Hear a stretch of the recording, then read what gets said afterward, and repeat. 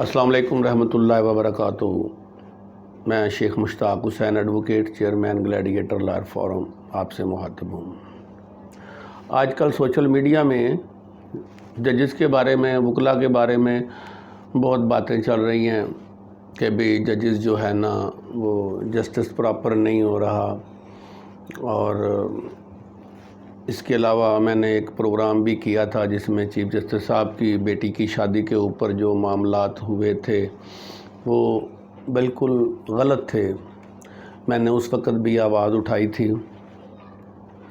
अब जो सबसे इस वक्त मेन इशू है, मैं ये समझता हूँ वो जजेस की अपॉइंटमेंट है।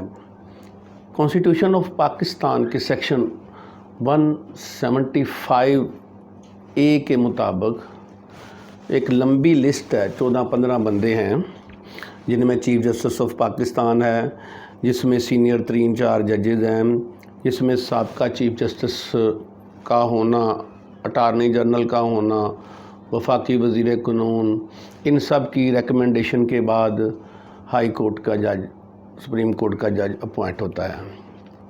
तो ये 1973 के कॉन्स्टिट्यूशन में जुल्फ़िकार अली भुट्टो ने ये किया कि 10 साल की जो प्रैक्टिस है किसी भी वकील की जो हाई कोर्ट की है, 10 साल प्रैक्टिस के बाद वो हाई कोर्ट का जज बन सकता है।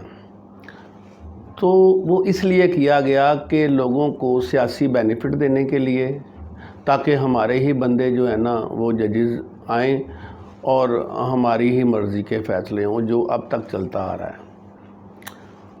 तो जब एक बंदा 10 साल प्रैक्टिस करता है तो लाजमी बात है उसका ताल्लुक़ सियासी पार्टियों के साथ भी होता है, आम लोगों के साथ भी होता है, तो वो इन्फ्लुएंस ज़रूर उसके ऊपर होता है। तो बड़ी मुश्किल है कि उसके बाद प्रॉपर जस्टिस हो सके।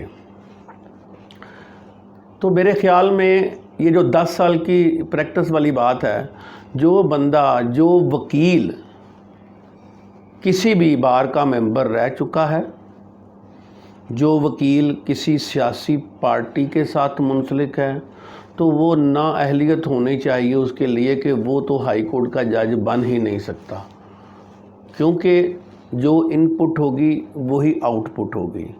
अब उनकी अपॉइंटमेंट के लिए देखें ना, अगर अटार्नी जनरल है तो वही गवर्नमेंट का होगा, जो वफाकी वज़ीर कानून है वो भी उस गवर्नमेंट का होगा जो आ रही होगी। मैं एक वकील हूँ, मैं अगर 10 साल प्रैक्टिस भी करता हूँ, उसके साथ किसी भी सियासी पार्टी के साथ मुंसलिक हूँ, तो जब वो पार्टी बरसरे इक़्तिदार आती है और मुझे अगर वो हाई कोर्ट का जज बना देते हैं तो फिर मैं उनका जज पहले हूँ।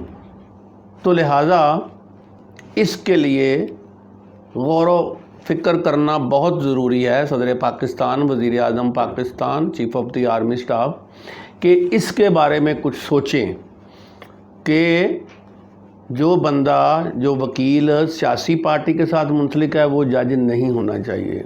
इसके अलावा सेक्शन 193 कॉन्स्टिट्यूशन ऑफ पाकिस्तान, जिसमें 3 किस्म के लोग जज बन सकते हैं जिनकी उम्र 45 साल से कम ना हो। एक तो 10 साल की प्रैक्टिस हो वकील की वो, इसके अलावा सिविल सर्विसेज के मुलाजम जो इसी कैटेगरी में आते हों, और कोई भी वकील या कोई भी जज, सिविल जज ये वो उसकी 10 साल की प्रैक्टिस है, एडिशनल सेशन जज है, वो हाई कोर्ट का जज बन सकता है। तो ये देखें कितनी अजीब बात है कि एक सेकंड लेफ्टिनेंट जब फ़ौज में भर्ती होता है तो उसको पता है कि मैंने चीफ़ ऑफ आर्मी स्टाफ तक जाना है।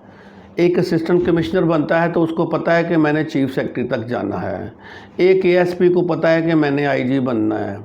लेकिन यहाँ पे 20,000 बंदों के इम्तिहान में 200-300-400 बंदे सिविल जज बनते हैं, और वो बच्चे 3 साल की प्रैक्टिस के बाद जज बन जाते हैं। वो एडमिनिस्ट्रेटर काम भी करते हैं, उसके अलावा उनको नॉलेज भी बहुत ज़्यादा होता है, लेकिन वो एडिशनल सेशन जज तक उनको रिटायर कर दिया जाता है। जबकि सबसे ज़्यादा हक उनका है कि वो कानून को समझते हैं, पढ़ते हैं اور ان کو پتہ ہے کہ ہم جج ہیں، کن کن چیزوں سے ہم نے اوائڈ کرنا ہے۔ تو میرے خیال سے جو پریارٹی میں ہے وہ سول ججز جو کہ امتحان دے کے جن کی ڈگریاں بھی اوکے ہوتی ہیں، چیک ہوئی ہوتی ہیں، جو آتے ہیں ان کو موقع دیا جائے، وہ سپیڈ کے ساتھ ایڈیشنل بنے اور ایڈیشنل کے بعد وہ ہائی کورٹ کے جج اپوائنٹ ہونے چاہیے۔ اس کے علاوہ دوسرے نمبر پہ جو سول سروسز کے لوگ ہیں، جو آج تک اس سے پہلے سول سروسز سے ججز آئے ہیں، آپ ان کی اتھارٹیز اور ان کے فیصلے دیکھیں، انہوں نے بہت اچھا کام کیا ہوا ہے۔ تیسرے نمبر پہ وکیل ہونے چاہیے، ان کا بھی ایک امتحان ہونا چاہیے، ان کی بھی ایک ٹیسٹ ہونا چاہیے تاکہ وہ اس لیول کے اوپر جو اترے۔